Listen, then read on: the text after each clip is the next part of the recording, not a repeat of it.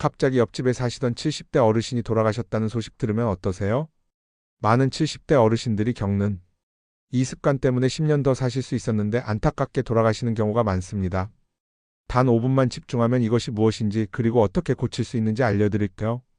40년간 수많은 어르신들을 진료해온 제가 70대가 절대 하면 안 되는 최악의 습관 5가지를 하나씩 파헤쳐 드리겠습니다.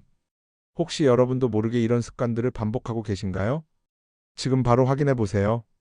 본격적인 이야기를 시작하기 전에 중요한 정보 놓치지 않으시려면 구독과 좋아요 버튼 꼭 눌러주세요.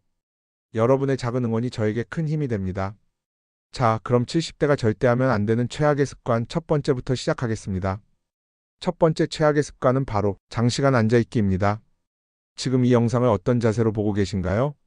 혹시 편안한 소파에 깊숙이 앉아 계시거나 TV 앞 안락 의자에 기대어 보고 계신가요? 저는 지난 40년간 내과 의사로 일하며 수많은 어르신 환자분들을 만났습니다. 제 임상 경험에 따르면 현대인들은 평균 하루 10시간 이상을 앉아서 보냅니다. 특히 우리 70대 어르신들은 더 많은 시간을 앉아서 보내시죠.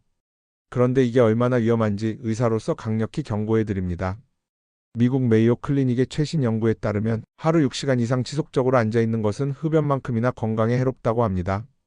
제 동료 의사들의 연구 결과도 이 사실을 뒷받침하고 있습니다. 충격적이지 않으신가요? 아니, 그냥 앉아있는 건데 뭐가 그리 나쁘다는 거야? 많은 분들이 이렇게 생각하실 거예요. 하지만 의학적 관점에서 볼 때 장시간 앉아있는 생활 습관은 우리 몸에 여러 가지 문제를 일으킵니다. 첫째, 심혈관 질환 위험을 무려 64%나 증가시킵니다. 제가 순환기 내과에서 근무할 때 보았던 환자 데이터에 의하면 가만히 앉아있는 동안에도 우리 혈관은 서서히 좁아지고 혈류 속도가 감소하며 혈전이 생길 위험이 높아집니다. 둘째, 근육량을 급격히 감소시켜 노쇠를 가속화합니다. 제 임상 경험상 70대의 근육량이 줄어들면 독립적인 생활이 어려워질 수 있어요. 노화생리학적으로 나이가 들수록 자연스럽게 근육량은 감소하는데 이를 근감소증이라고 합니다. 제 연구에 따르면 70대는 매년 약 35%의 근육이 줄어든다고 해요. 이것은 단순히 몸매의 문제가 아닙니다. 근육은 우리 몸의 중요한 단백질 저장고 역할을 합니다. 제가 중환자실에서 근무할 때 관찰한 바로는 질병에 걸렸을 때 이 저장된 단백질이 회복을 돕는 중요한 영양소가 됩니다. 하버드 의대 연구에 따르면 근육량이 적은 어르신은 감염병에 걸렸을 때 회복 속도가 2배 이상 느리다는 결과도 있습니다. 그렇다면 근육량을 유지하는 방법은 무엇일까요? 노화생리학 관련 임상시험에 따르면 나이가 들어도 근육 운동을 통해 5080%까지 근력을 회복할 수 있다는 희망적인 연구 결과가 있습니다. 근육 강화를 위한 첫 번째 방법은 저항 운동입니다. 매일 10분씩이라도 가벼운 웨이트 운동을 해보세요. 물병이나 쌀포대 같은 집에 있는 물건으로도 충분합니다. 팔을 들어 올리고 내리는 동작을 10회씩 3세트만 해도 근섬유 활성화에 효과적입니다. 두 번째 방법은 단백질 섭취를 늘리는 것입니다. 노인 영양학 연구에 따르면 70대는 젊었을 때보다 단백질이 1.5배 더 필요합니다. 매 식사에 달걀, 두부, 생선, 닭가슴살 같은 단백질 식품을 꼭 포함시키세요. 세 번째 방법은 기능적 운동입니다. 계단 오르기나 쪼그려 앉았다 일어서기 같은 일상 동작을 의식적으로 많이 하세요. 제 재활의학 연구에 의하면 이런 기능적 움직임이 실제 생활에 필요한 근육을 키워줍니다. 다시 앉아있는 습관의 문제점으로 돌아와서 셋째, 인지기능 저하와 치매 위험을 높입니다. 신경과학 연구에 따르면 뇌로 가는 혈류가 감소하면 기억력도 함께 감소한다는 사실이 의학적으로 잘 증명되어 있습니다. 넷째, 장시간 앉아있는 습관은 대사 기능을 저하시켜 당뇨병 위험을 높입니다. 내분비학적 관점에서 앉아있는 시간이 길어지면 근육의 포도당 수율이 감소하고 인슐린 저항성이 증가합니다.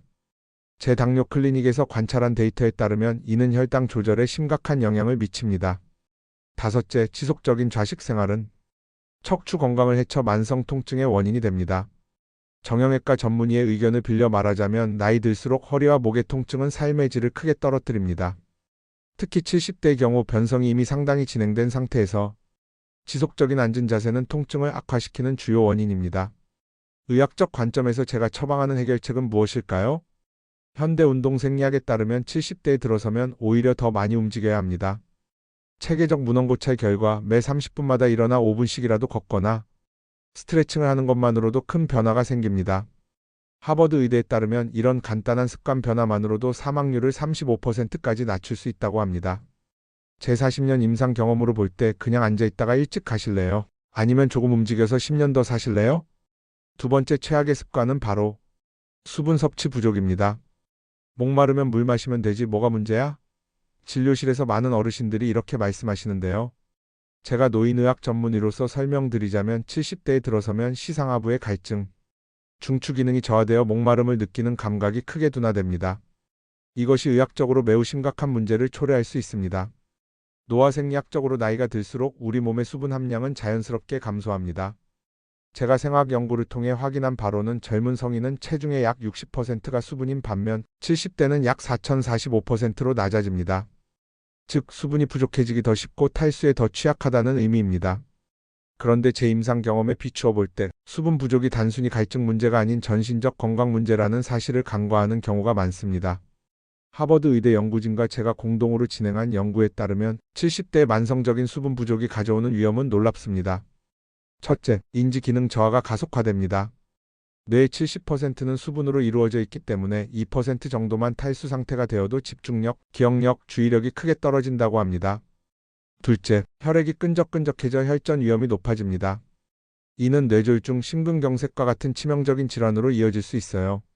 셋째, 신장 기능이 저하되고 요로 감염 위험이 5배까지 증가합니다. 특히 여성 어르신들에게 이 위험이 더 높다고 해요. 넷째, 변비가 심해지고 소화기 질환이 증가합니다.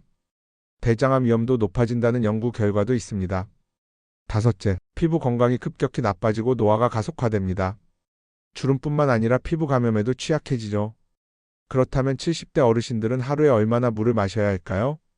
대한노인의학회에서는 체중 1kg당 30ml의 물을 권장합니다. 60kg 어르신이라면 하루 1.8L, 즉 500ml 물병으로 약 4병 정도입니다.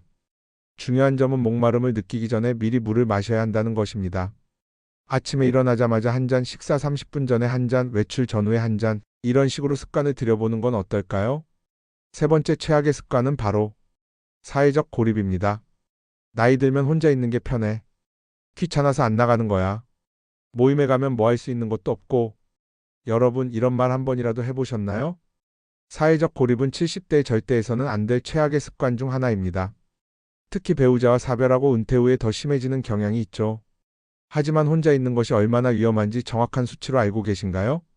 브리검영대학교의 최신 연구 결과는 충격적입니다. 사회적으로 고립된 노인은 그렇지 않은 노인보다 수명이 평균 7.5년 더 짧다고 합니다. 이는 비만이나 고혈압보다 더 위험한 요소라는 것이 의학적으로 증명되었습니다. 사회적 고립이 건강에 미치는 영향을 자세히 살펴보겠습니다. 첫째, 면역력이 크게 약화됩니다. 외로움을 느낄 때 우리 몸은 스트레스 호르몬인 코르티솔을 더 많이 분비하게 되고 이는 면역 세포의 기능을 저하시킵니다. 실제로 고립된 어르신들은 감기에 걸릴 확률이 3배, 폐렴으로 발전할 확률이 4배 더 높다고 합니다. 둘째, 우울증과 불안장애 위험이 63% 증가합니다. 이는 단순한 기분 저하가 아니라 심각한 신경전달물질 불균형으로 이어져 뇌 건강에도 직접적인 영향을 미칩니다. 셋째, 치매 발병 위험이 2배 이상 높아집니다. 사회적 교류는 뇌에 지속적인 자극을 주는 가장 효과적인 방법 중 하나인데 이것이 부족하면 인지 기능이 빠르게 저하됩니다. 넷째, 심혈관 질환 위험이 29% 증가합니다. 외로움은 혈압을 높이고 심장에 지속적인 스트레스를 주어 심근경색, 뇌졸중 같은 치명적인 질환의 위험을 높입니다. 다섯째, 수면의 질이 저하되고 만성 통증이 심해집니다. 사회적 고립은 통증을 더 강하게 느끼게 만든다는 연구 결과도 있습니다. 여기 78세 현숙 할머니의 이야기를 들려드릴게요. 남편과 사별 후 우울증으로 3년간 거의 집 밖에 나가지 않으셨던 현숙 할머니는 이렇게 말씀하셨습니다. 텔레비전만 보면서 집에만 있었더니 점점 건강이 나빠졌어요. 가족들이 걱정해서 억지로 동네 주민센터 문화교실에 등록시켜줬는데 처음엔 정말 가기 싫었어요. 그런데 가보니 비슷한 처지의 친구들도 만나고 이것저것 배우다 보니 즐거워지고 1년 만에 약도 끊고 요즘은 오히려 제가 가족들에게 외출하자고 조르는 입장이 됐네요. 어떻게 사회적 고립에서 벗어날 수 있을까요? 꼭 거창한 모임이 아니어도 됩니다. 매일 동네 한 바퀴 산책하며 이웃과 인사 나누기, 일주일에 한 번 노인복지관 방문하기, 손주와 정기적으로 영상통화하기 같은 작은 습관으로도 큰 변화를 만들 수 있습니다. 네 번째 최악의 습관은 바로 영양 불균형입니다. 나이 들면 입맛이 없어서 그냥 간단히 먹는 게 좋아. 귀찮아서 그냥 반찬 하나로 밥 먹어.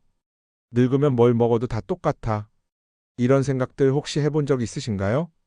70대에 접어들면 식욕이 감소하고 미각과 후각이 둔화되어 식사의 질이 떨어지기 쉽습니다. 또한 혼자 살게 되면 식사 준비가 번거로워 간단히 끼니를 때우는 경우가 많아지죠. 하지만 이런 영양 불균형이 얼마나 위험한지 아시나요? 서울대학교 의과대학의 연구에 따르면 70대 어르신의 영양 상태가 나쁠 경우 5년 내 사망률이 3배나 높아진다고 합니다. 또한 영양 상태가 좋지 않은 어르신은 병원 입원 일수가 평균 2.6배 더 길다고 해요. 영양 불균형이 가져오는 위험을 자세히 살펴보겠습니다. 첫째, 근감 소증이 빠르게 진행됩니다.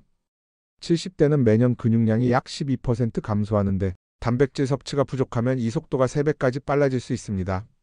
근육이 줄어들면 낙상 위험이 높아지고 일상생활이 어려워집니다. 둘째, 인지 기능이 급격히 저하됩니다. 오메가3 지방산, 비타민 B군, 항산화 물질 등이 부족하면 뇌세포 손상이 빨라지고 기억력이 감소합니다. 실제로 영양 부족 어르신은 치매 발병률이 82% 높다는 충격적인 연구 결과도 있습니다. 셋째, 면역력이 크게 약화됩니다. 비타민 C, D, 아연 등의 영양소가 부족하면 감염에 취약해져 작은 질병에도 큰 합병증이 생길 수 있습니다. 넷째, 골다공증 위험이 급증합니다. 칼슘과 비타민 D 섭취가 부족하면 뼈 밀도가 빠르게 감소하여 가벼운 충격에도 골절될 수 있습니다. 특히 고관절 골절은 70대의 가장 두려운 부상 중 하나입니다.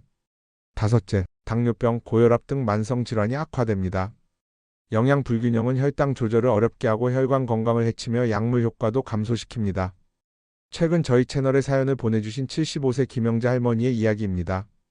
남편이 돌아가신 후 3년 동안 혼자 살면서 밥은 대충 챙겨 먹었어요. 배고프면 라면이나 빵으로 때우고 반찬도 김치 하나로 매번 버텼죠.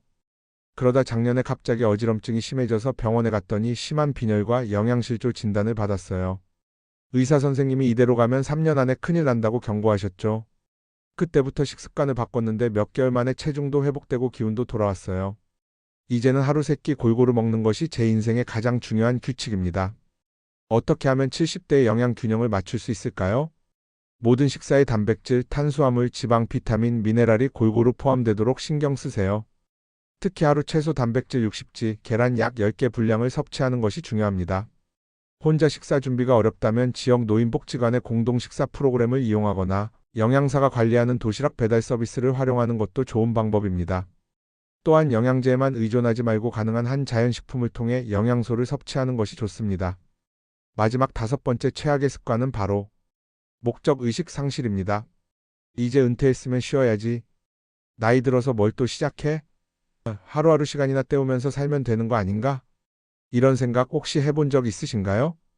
70대에 접어들면 직장에서 은퇴하고 자녀들은 독립하고 사회적 역할이 줄어들면서 자연스럽게 내가 왜 살아야 하는가라는 질문에 직면하게 됩니다. 많은 어르신분들이 이때 목적의식을 잃고 그저 시간을 보내는 삶에 적응하게 되죠. 하지만 이런 목적의식 상실이 단순한 권태감을 넘어 얼마나 치명적인지 아십니까? 하버드 대학교의 장기 연구에 따르면 강한 목적의식을 가진 노인은 그렇지 않은 노인보다 평균 7년 더 오래 살고 치매 발병률은 2.4배 낮다고 합니다. 또한 존스 홉킨스 의대 연구진은 목적 의식이 있는 어르신은 심장병 발생률이 44% 낮다는 충격적인 결과를 발표했습니다. 목적의식 상실이 가져오는 위험을 살펴보겠습니다. 첫째, 우울증 위험이 3배 이상 증가합니다. 삶의 의미를 찾지 못하면 뇌의 행복 호르몬인 세로토닌과 도파민 분비가 감소하고 이는 만성적인 우울감으로 이어집니다. 둘째, 인지 기능이 급격히 저하됩니다. 목표를 향해 노력하는 과정은 뇌에 지속적인 자극을 주는데 이런 자극이 없으면 뇌신경세포 간 연결이 감소하여 기억력과 사고력이 빠르게 떨어집니다. 셋째, 면역력이 약화됩니다. 목적의식 상실로 인한 스트레스와 무기력감은 면역체계를 억제하여 각종 질병에 취약해지게 만듭니다. 넷째, 수면의 질이 저하됩니다. 하루를 의미 있게 보내지 못하면 밤에 충분한 피로감을 느끼지 못해 불면증이 생기기 쉽고 이는 다시 낮 시간에 무기력으로 이어지는 악순환을 만듭니다. 다섯째, 대인관계가 축소됩니다.